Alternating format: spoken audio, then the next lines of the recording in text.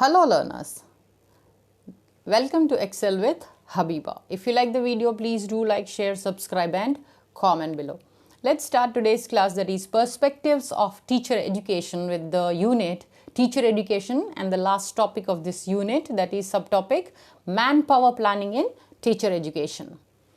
Let's understand first planning. Planning is the attainment of goal of an enterprise.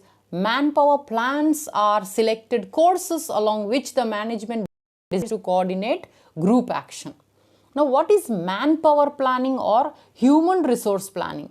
Human resource planning is the process by which a management determines how an organization should move from its current. Now, what is human resource? Human resource position to its desired human resource position. In other words, manpower planning may be interpreted as process of preparing a set of decisions on human resources development for action by human resources in future. Now, what are the types of manpower planning? Types of manpower planning can be distinguished on the basis of the level at which it is done, on the basis of the period for which it is done. Now, level-based manpower planning, that is national level, macro level, then central government plans for human resources for the entire nation. Now, why is manpower planning important? Manpower planning enables organizations to have accurate estimate of number of employees to accomplish set goals, reduce waste in employment, lessen uncertainties about current personnel level or needs, and eliminates the mistakes involved in staffing and enhances effective utilization of its human resources. Now, the process and steps involved in manpower planning are as follows: analyzing the strength of the current workforce, determining the future human resources needs of the firm, then recruitment and selection process, then design training programs. Now, what is manpower planning in education? Manpower planning, which is also called as human resource planning, consists of putting right number of people, right kind of people at the right place, right time, doing the right things for which they are suited for the achievement of goals of the organization. Now, what is the role of education in manpower development? Manpower development is the building and enhancement of human resources through formal education and training. It is therefore an important prerequisite for national development. Now, what is the purpose of manpower? The overall goal of manpower planning is simple: making sure the organization will have the talent it needs to meet future demands. The principles and the problems involved in manpower projections for educational planning, we shall therefore consider the analysis of the existing situation of education and employment in order to prepare the basis for an educational plan which takes account of employment requirements and possibilities. Then, the main practices and principles involved in preparing a perspective plan for education in the light of manpower needs. The third one, some objections to the manpower approach to educational planning. Now, the principles and the problems involved in manpower projections for educational planning, we shall consider the analysis of the existing situation of education and employment in order to prepare the basis for an educational plan which takes account of employment requirements and possibilities. Then, the main practices and principles involved in preparing a perspective plan for education in the light of manpower needs. Some objections to the manpower approach to educational planning. We need to consider all these three. Now, manpower planning for teachers here. Teachers represent a category of skilled manpower, and one can regard the planning of teacher demand and supply as a branch of manpower planning.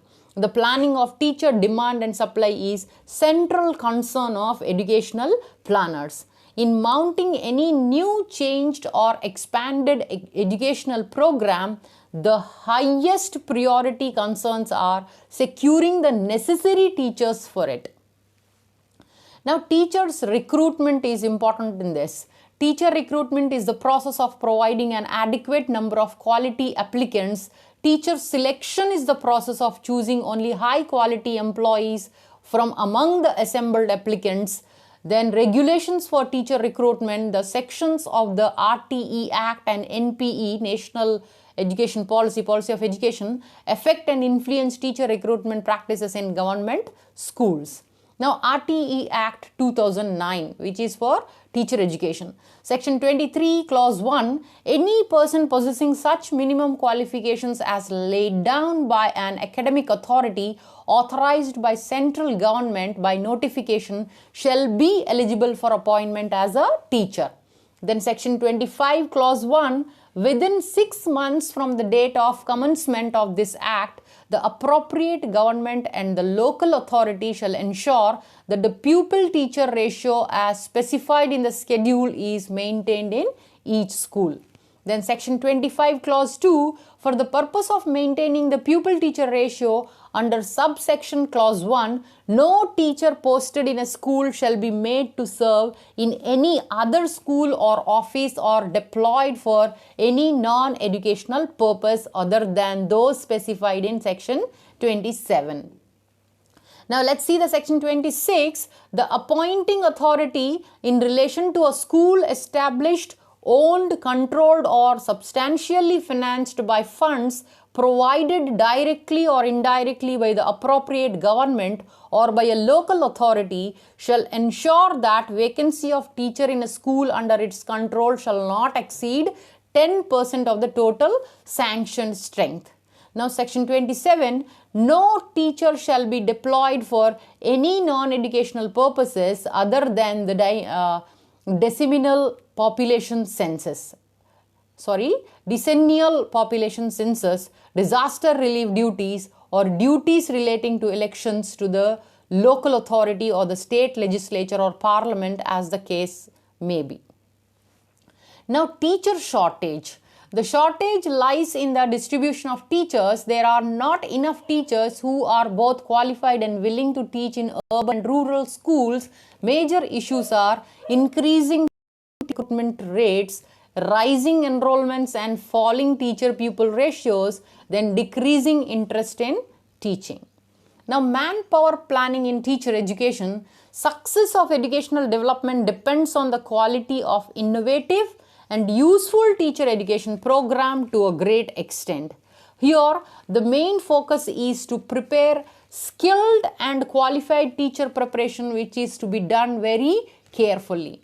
Now, the concept of manpower planning can be implemented through pre-service and in-service teacher education programs. The inputs, process and outputs of the entire teacher education system has to consider two general concerns as regards the quality of teacher education as well as the quantity of teachers. These are the two very important aspects. Now, relevance of teacher demand and supply in educational policy planning. Careful planning of teacher supply is as vital to qualitative as to quantitative change in education. New language policies, revised curricula involving changed approaches or different subject emphasis, new equipment and teacher aids all have implications for and in turn may depend upon adequate teacher supply and will make heavy demands upon a country's teacher training and teacher retraining capacity. Now, realistic curriculum planning is intimately bound up with questions of teacher needs and teacher availability. Now, teachers' salary account for an extremely high proportion of recurrent expenditure on education, particularly at the primary level. Changes in the qualifications of teachers or in the pupil-teacher ratio impact on the level of the education budget. Now, teachers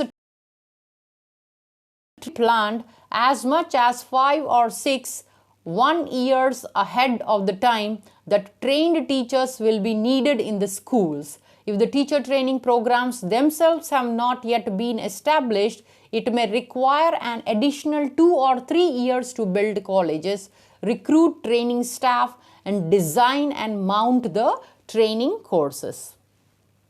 Now, the global challenges of teacher shortage and quality. Analysis by the UNESCO Institute for Statistics in 2014 shows that 27.3 million primary school teachers are needed to be recruited by 2030. The major challenges at the global level regarding teacher demand and supply can be seen as teachers are short supply in many countries, imbalances in teacher development within countries. Now, recommendations. Education for All Global Monitoring Report attract the best teachers from a wide range of backgrounds, get teachers to where they are most needed and retain them, improve teacher education both before and during teachers' careers. To conclude, we can say that manpower planning of teachers' demand and supply is a very important area in which state-wise data can not only help in planning the future directions but also address the backlogs in the institutional capacity of teacher education. Also, the policy planning, budgetary allocations, and goals of the country with respect to its education can be fulfilled only if sound studies are done in this area. If you like the video, please do like, share, subscribe, and comment below. That's all for today. Thanks for your attention and time. Happy learning.